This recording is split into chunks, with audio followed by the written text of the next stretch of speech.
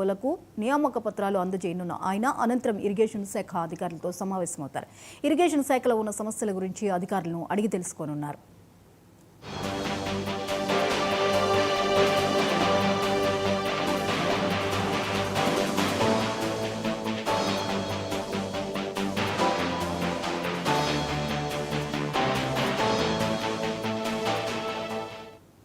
CM Revanth Reddy నేడు జలసౌధకు వెళ్లనున్నారు. కొత్తగా నియమితులైన ఏఈలకు జేటీఓలకు నియామక పత్రాలు అందజేయనున్నారు. ఇక అనంతరం ఇరిగేషన్ శాఖ అధికారులతో సమావేశమవుతారు. ఇరిగేషన్ శాఖలో ఉన్న సమస్యల గురించి అధికారులను అడిగి తెలుసుకోనున్నారు. ఇక ఈ అంశంపై మరిన్ని అప్డేట్స్ ని చీఫ్ రిపోర్టర్ శ్రీనివాస్ అందిస్తారు. శ్రీనివాస్, చెప్పండి, సీఎం రేవంత్ రెడ్డి సమావేశం కానున్నట్లుగా ఇరిగేషన్ శాఖతో తెలుస్తోంది, వివరాలేంటి? జ్యోతి, మరొకసారి ఇరిగేషన్ శాఖపై సీఎం దృష్టి సారించారు. ఇరిగేషన్ శాఖ గతంలో ఒక కాళేశ్వరం పైనే కేంద్రీకృతం చేసింది గత ప్రభుత్వము. కానీ ఇప్పుడు ఇటు కృష్ణా జిల్లాల పైన, కృష్ణా జిల్లాల్లో మన తెలంగాణకు రావాల్సిన వాటా ఎలా ఉపయోగించుకోవాలనే అంశంపై ఇటీవల ఏర్పడిన తాజాగా కాంగ్రెస్ ప్రభుత్వం ఈ అంశంపై ప్రత్యేక దృష్టి సారించింది. ఈ కృష్ణా నది ఏకంగా సీఎం జిల్లా మహబూబ్ నగర్, అలాగే పొరుగున ఉన్న నల్గొండ జిల్లా, ఈ చాలా వరకు ఈ పరివాహక ప్రాంతంలో ఉన్నటువంటి ఈ రెండు జిల్లాలు పొడవునా అనేకమైనటువంటి గతంలో సాగునీటి ప్రాజెక్టులను ప్రతిపాదించడం జరిగింది. అవి ఇంకా పూర్తి కాని పరిస్థితిలో ఉన్నాయి. కాబట్టి వీటిపైన ఈ కృష్ణా నది జలాలు, ఈ ప్రాజెక్టులు పూర్తయి ఈ ప్రాజెక్టుల ద్వారా రైతులకు సాగునీరు అందాలంటే ఈ కృష్ణా నది జలాలపై ఉన్నటువంటి అంతర్రాష్ట్ర వివాదాలను కూడా పరిష్కరించుకోవాల్సిన అవసరం ఉంది. కాబట్టి ఈ అంశాలన్నీ కూడా చర్చించి ఇప్పటి వరకు తీసుకున్న చర్యలు ఏంటి, ఇక ముందు ఎలాంటి చర్యలు తీసుకోవాలనే అంశంపై ఒక రూట్ మ్యాప్ ఖరారు చేసుకునే అవకాశం ఉంది.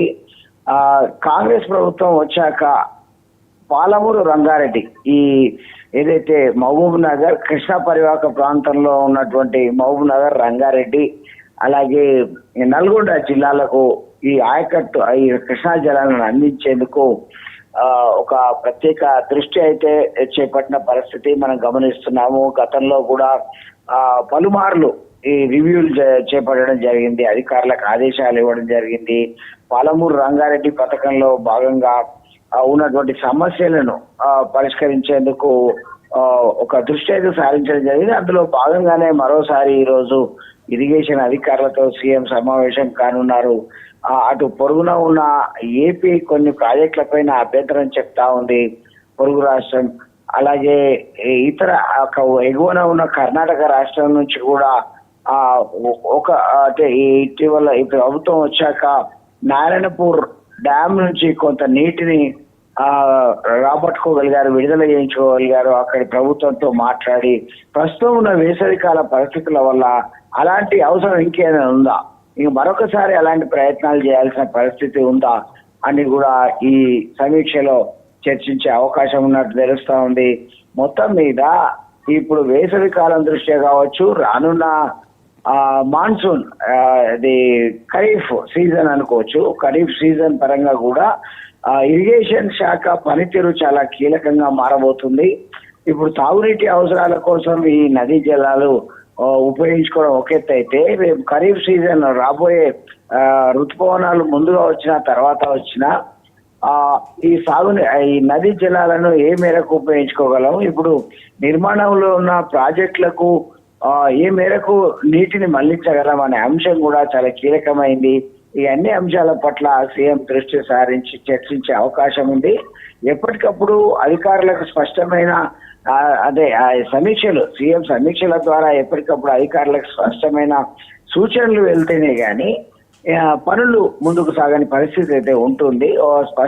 స్పష్టమైన సూచనల మేరకే అధికారులు పనిచేయనున్నారు. కాబట్టి ఈ సమీక్ష ఈ కీలకమైన దశలో ఇటు నిండు వేసవి కాలము, మరొక వైపు వెంటనే దీని తర్వాత వచ్చే, ప్రస్తుతం మేలో ఉన్నాము, దీని తర్వాత వెంటనే ఖరీఫ్ సీజన్ స్టార్ట్ కాబోతుంది. కాబట్టి రైతులకు ఈ సమయంలో ప్రభుత్వం తీసుకునే నిర్ణయాలు చాలా కీలకమైన ప్రభావం చూపిస్తాయి కాబట్టి ఇరిగేషన్ శాఖ పైన సీఎం దృష్టి పెట్టినట్లు తెలుస్తా ఉంది Jyothi. Right, thank you Srinivas.